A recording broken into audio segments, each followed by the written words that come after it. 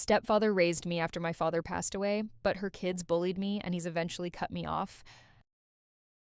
When my dad died, everyone kept telling me, "You're so strong." Just so you know, I was 8 and could not, in fact, even open a pickle jar. I wasn't strong, I was just quiet. The funeral was a blur of black clothes, casseroles, and people bending down to my height with sad smile eyes. My mom floated around like she was in a dream she couldn't wake up from. When the last casserole dish was finally claimed, it was just the two of us in a too-quiet house that still smelled like my dad's aftershave. Then 3 months later, my mom announced, I've been seeing someone. If grief had a sound, it would have been the fork hitting my plate. Seeing? I repeated, like, with your eyes, or dating, she said, cheeks turning pink. His name is Dave. He's kind. You'll like him. I was 8.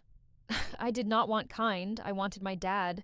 And also, maybe a trampoline, but mostly my dad.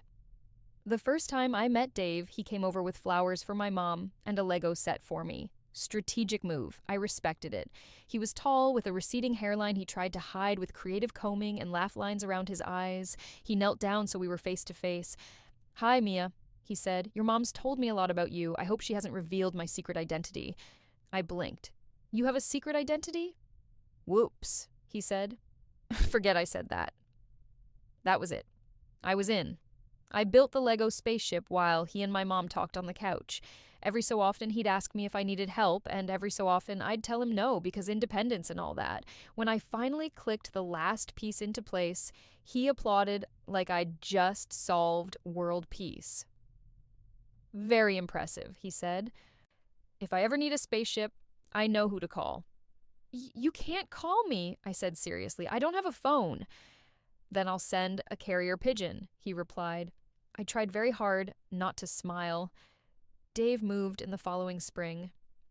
"It's just a trial run," Mom said, fluffing pillows like the house might notice the difference. "We'll see how it goes."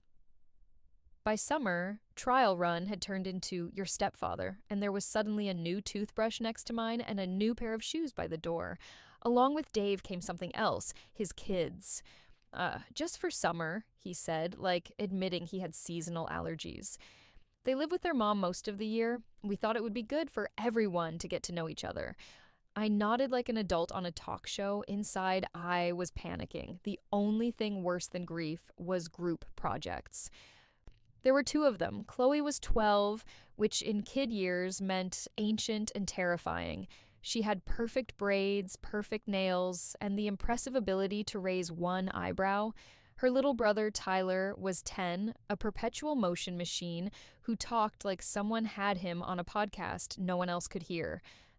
"Hi," I said when they arrived, carrying backpacks in vague disinterest. Chloe looked me up and down. "So you're the girl who got him," she said. "Got who?" She jerked her thumb at Dave. "Dad." "Oh," I said, because my brain had deserted me. I didn't steal him."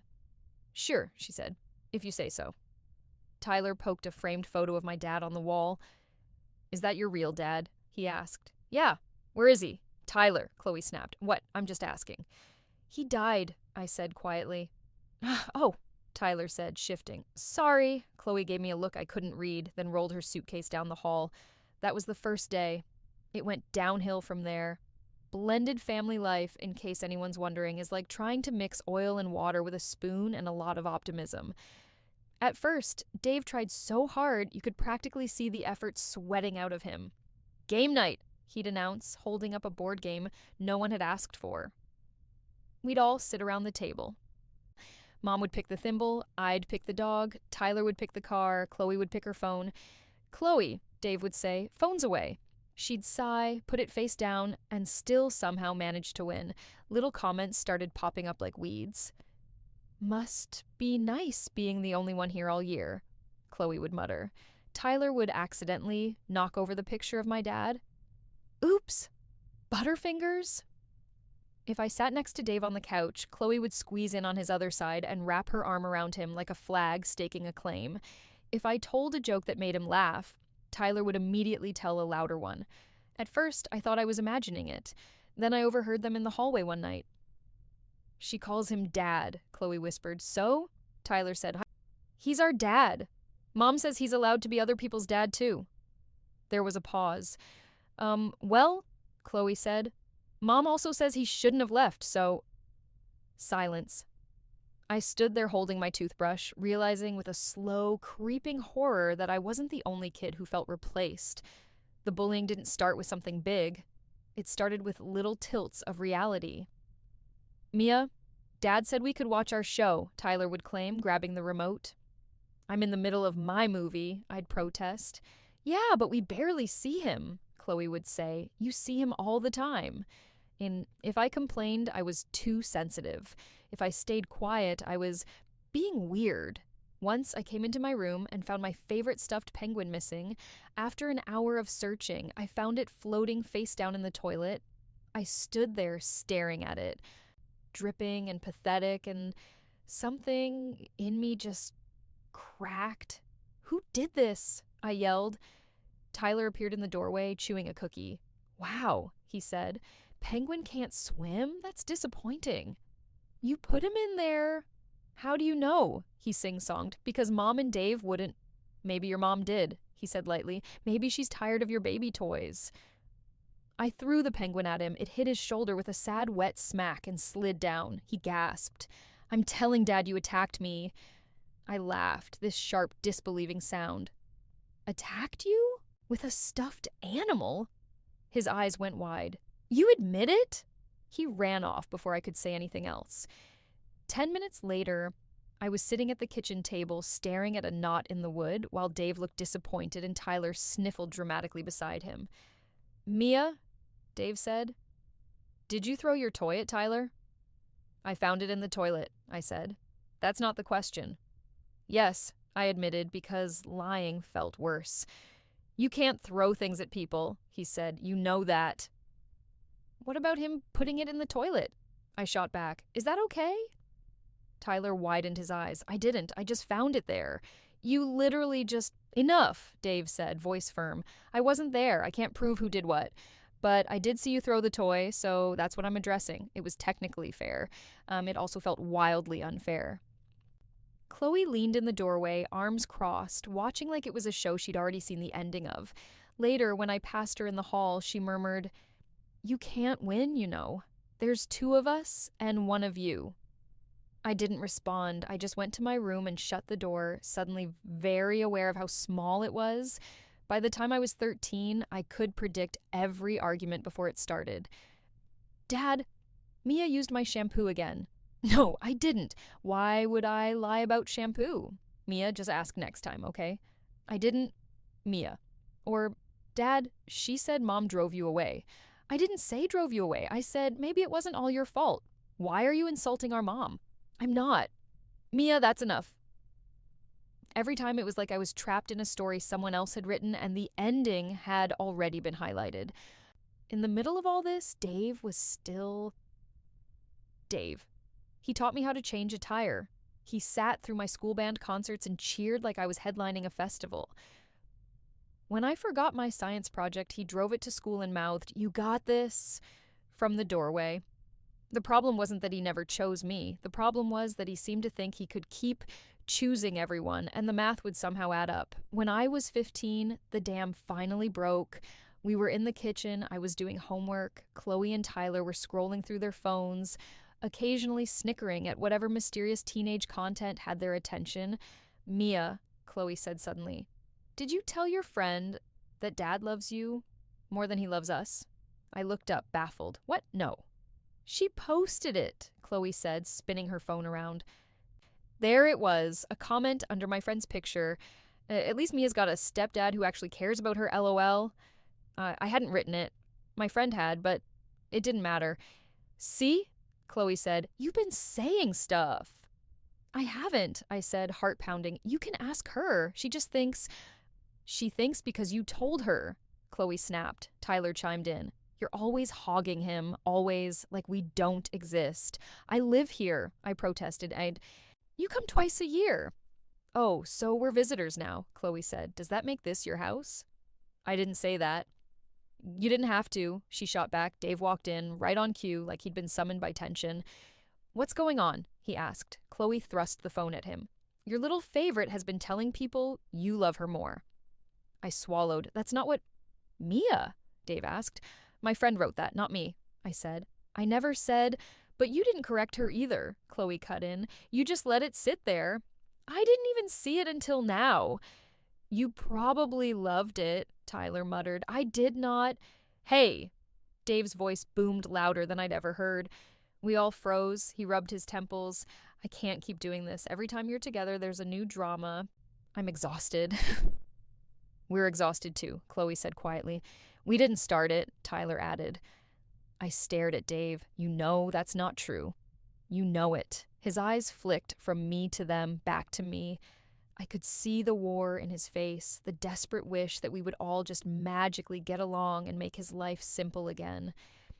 Maybe, he said slowly, it'd be better if you all took some space from each other. What does that mean? I asked. It means, he said, not quite looking at me, when Chloe and Tyler are here, maybe you could spend more time at your aunt's or with your friends, just until things calm down. But everything in the kitchen went very, very still.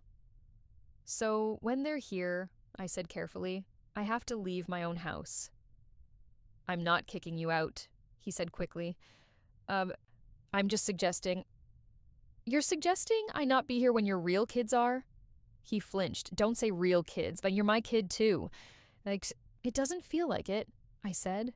He opened his mouth, closed it, opened it again. This isn't a punishment, he tried. It's just, I have to think about what's best for everyone. I laughed then. It sounded wrong even to my own ears. Right, I said, best for everyone. I grabbed my backpack and walked out. No one stopped me. You'd think the big cutoff moment would be dramatic, like a storm, maybe a slammed door. It wasn't. It came 3 years later, by text. I was 18, packing for college when my phone buzzed. Hey, Mia. I've been thinking a lot. I think we should give each other some space for a while. Things are complicated with Chloe and Tyler, and they still feel hurt about a lot of stuff from those years. I don't want to make it worse. Maybe after some time has passed, we can reconnect. I'll always care about you. Dave. No love, Dad. Just Dave. I stared at the screen so long it dimmed itself. I showed my mom. She read it, lips pressed tight. I'm going to say something to him, she said. Don't, I replied. What he's doing is not okay. I know, I said. But if you fight with him about it, it'll turn into one more thing that's my fault. I don't want that. She sat on the edge of my bed, eyes shining. I'm so sorry. It's not your fault either, I said. You didn't know he'd pick a side. That's what it felt like, in the end. Not a neutral space decision, a choosing. And he didn't choose me. Here's the thing. No one tells you about being cut off by a parent figure. It feels like getting unplugged from a power source you didn't realize you were still connected to.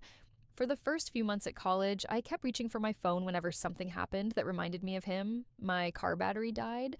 I almost texted, hey, is it normal if it makes a clicking noise?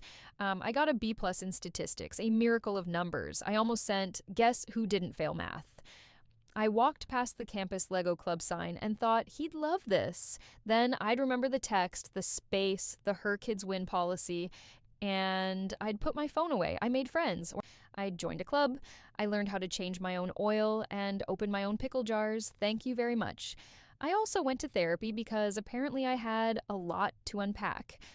The therapist, a soft-spoken woman with a sweater collection that could crush a small nation, helped me untangle some truths. He did love you, she said once. That love was real. So was the harm. I thought love was supposed to prevent harm, I said. Not prevent, she replied, but it should lead to repair. He hasn't repaired. That's on him, not you. That sentence alone was worth every copay. Last month, something weird happened. My mom sent me a screenshot from social media. Dave had posted a picture of his backyard, a new grill, some flowers, and off to the side, the old Lego spaceship I'd built when I was 8, sitting on the porch railing. Still got my co-pilot's first ship, the caption read. Some things you never throw away. My stomach did a little flip. Apparently I wasn't the only one still haunted by plastic bricks. I stared at that picture for a long time. Maybe one day he'll reach out again. Maybe he won't. Maybe we'll have an awkward reunion over coffee where we talk about the weather and pretend we're not both thinking about toilets and text messages and unchosen kids. I haven't decided what I'll say if that day comes. What I have decided is this. He raised me after my dad died. He taught me how to ride a bike, how to parallel park, how to laugh at myself when I tripped over absolutely nothing in public. He showed up to parent teacher conferences and school plays, and once, memorably, a costume party where he dressed as a giant banana because I thought it would be funny. He also let his kids bully me. He looked away when I needed him to look closer. And when choosing got hard, he chose the path of least resistance, and it led away from me.